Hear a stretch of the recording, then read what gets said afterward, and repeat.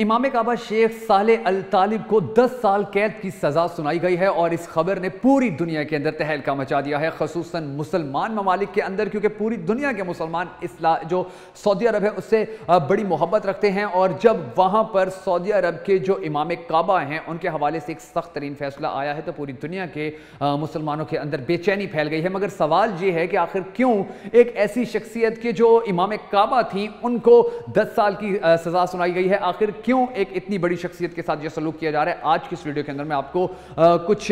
दिलचस्प मालूमात दूंगा सऊदी अरब के हवाले से, वहां की पॉलिसीज के हवाले से और इनकी गिरफ्तारी के हवाले से, जिसके बाद यकीनी तौर पर आपको समझ आएगी कि सऊदी अरब आने वाले चंद सालों के दौरान कितने बड़े पैमाने पर तब्दील होने जा रहा है। सऊदी अरब की जो मौजूदा हुक्मरान हैं उन्होंने विजन 2030 के नाम से अपना एक प्रोजेक्ट बनाया हुआ है जिसके अंदर वो पूरे सऊदी अरब के अंदर तब्दीलियां लाने की कोशिशें कर रहे हैं। आपने देखा है कि वहां पर वो सारे काम होना शुरू हो चुके हैं कि जिनके बारे में आज से 10 साल पहले या 15 साल पहले सोचा नहीं जा सकता था। वहां पर उन सब चीज़ों की इजाज़त दे दी गई है कि जिनकी इजाज़त फिलहाल दुनिया के जो दीगर इस्लामी ममालिक हैं उनमें से भी बहुत कम ममालिक में दी गई है। सऊदी अरब के हवाले से वो सब फैसले किए जा रहे हैं, वो सब इकदाम उठाए जा रहे हैं कि जो आए रोज़ मुसलमानों को बड़ा परेशान भी करके रख देते हैं, हैरान भी करके रख देते हैं कि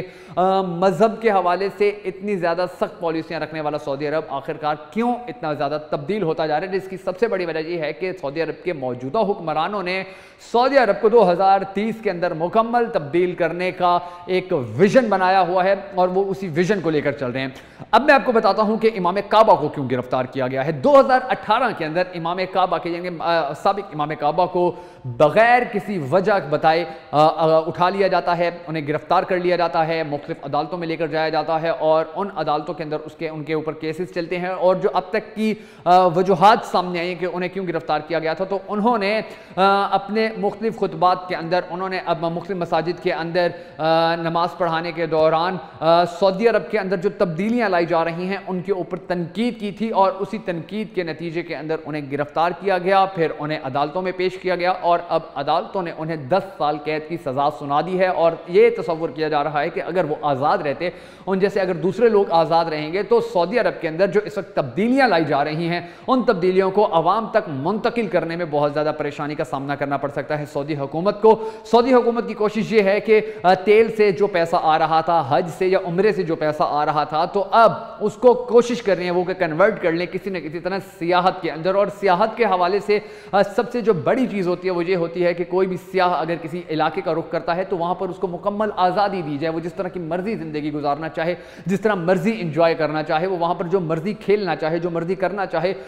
इसी तरह सियाहत को फ़रोग भी दिया जाता है। और सऊदी अरब में पिछले हमेशा से हम देखते आए कि सियाहत इतनी फल फूल नहीं पाई थी, जिसकी वजह सऊदी अरब के हुक्मरानों की सख्त पॉलिसीज थी। और अब सऊदी अरब के जो मौजूदा हुक्मरान हैं उनकी ये कोशिश है कि हम अपना तेल के ऊपर इन्हिसार कम करें, हम उम्रे और हज से जो रेवेन्यू बनता है उसके ऊपर इन्हिसार कम करें और हम अपनी सियाहत को अपनी सबसे बड़ी ताकत बनाएं। और पिछले चंद सालों के दौरान हम देख चुके हैं कि सियाहत को फ़रोग देने के नतीजे में सऊदी अरब में पूरी दुनिया से लोगों का आना जाना शुरू हो चुका है। सऊदी अरब को मुआशी तौर पर बड़ा ज़्यादा फ़ायदा मिल रहा है और सऊदी अरब की कोशिश ये है कि वो यहाँ पर आने वाले जितने भी सयाह हैं उनको मज़ीद फैसिलिटेट करे, उनको मज़ीद सहूलियात दे। और इसके लिए अगर जो लोग सऊदी हुक्मरानों का साथ दे रहे हैं तो वो तो ठीक है, लेकिन अगर कोई सऊदी